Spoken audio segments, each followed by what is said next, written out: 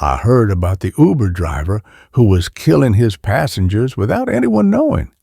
The problem was that he was saying the app was controlling his mind and that he committed all these crimes without being aware.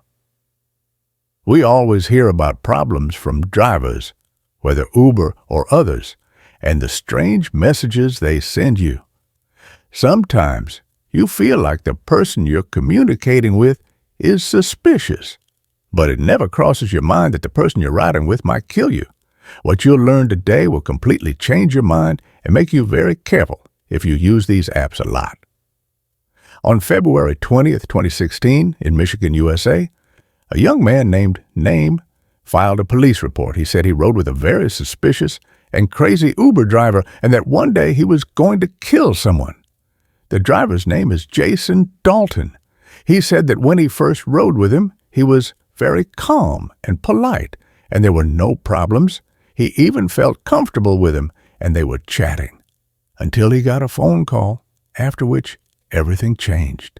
As soon as the driver hung up the phone, he started speeding crazily, running red lights, and almost hit people. The problem is that the driver's face didn't show any change. The man was very calm, smiling a slight smile, even though he was speeding crazily and had hit several cars. The boy kept telling him to let him out, but he kept arguing until he forcefully grabbed the car's handle and made the car stop. He then ran away. There were multiple reports about the same driver and the same silver car doing the same thing, running red lights and almost hitting people. The matter escalated, and there were police reports about a reckless person shooting at people standing on the street.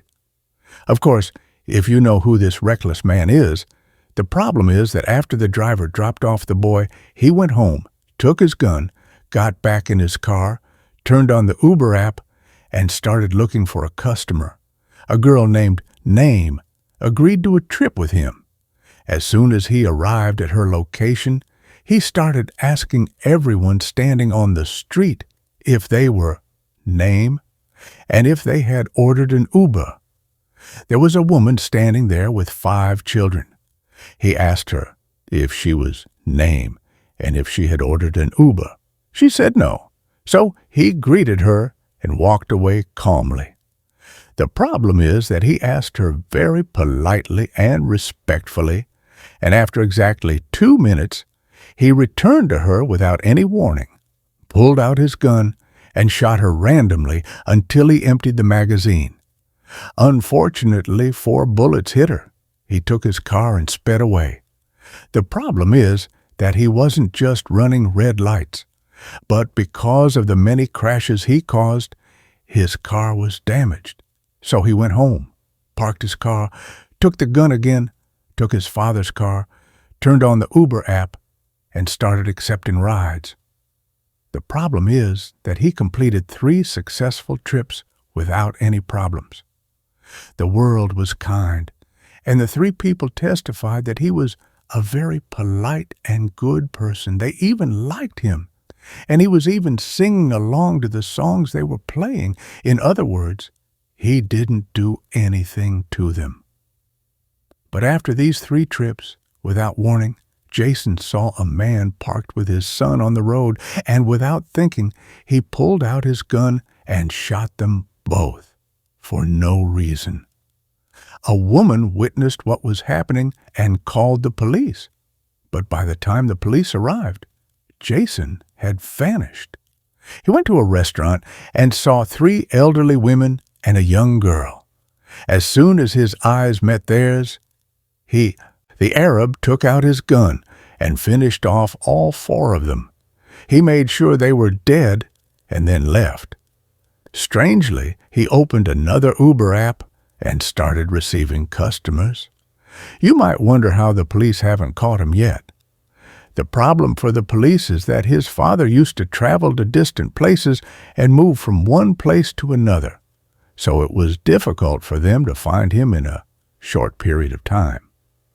After committing his last crime, he opened another app and successfully received several trips The passengers were happy with him and gave him a very high rating because he was calm and gentle, until the police, who were looking for him everywhere, spotted him. Strangely, when they told him to stop, he actually stopped and didn't resist.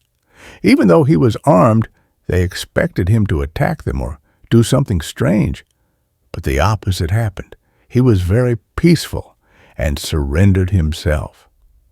If you think that's strange, it's even stranger that he was very kind to the officers. He answered all their questions politely without any resistance or disrespect. He even told them about the victims and the place where he finished them off, and answered all the questions they wanted. But when they asked him why he did it, that was the surprise. He replied, "Open the app," which was the hair that suddenly set the devil's head on fire, and he wasn't aware of what he was doing. The app had completely taken over his mind. He also took the gun without realizing it and didn't remember anything from what happened except for a few small things. He said, "I would never commit such crimes on my own. There was something forcing me and controlling my body and mind to do these things." When they asked him, "If you were really being controlled, why didn't you attack the police when they came to you?" he told them that the app made an alarm sound like a whistle, and after that, he felt his movements and felt what he was doing. Of course, the first thing you'll say when you hear this is that he's making this up as an excuse to escape punishment and that there's no such thing. But strangely, this man is really very calm and kind, and nobody has ever complained about him. In fact, in many of his trips, he acted normally without any worries. You could say that his life was normal, and there were no problems. Everyone who knew him and dealt with him testified that he was not a harmful person at all. On the contrary, he loved everyone and was a good husband, father, and friend. He had no criminal record. The strange thing is that this man had another respectable career in a well-known insurance company, and Uber was just a side job for him to improve his income, especially since he wanted to make his daughter happy and take her on a trip, God willing. Even stranger is that Jason still insisted on his story, saying that Uber was the reason until the trial.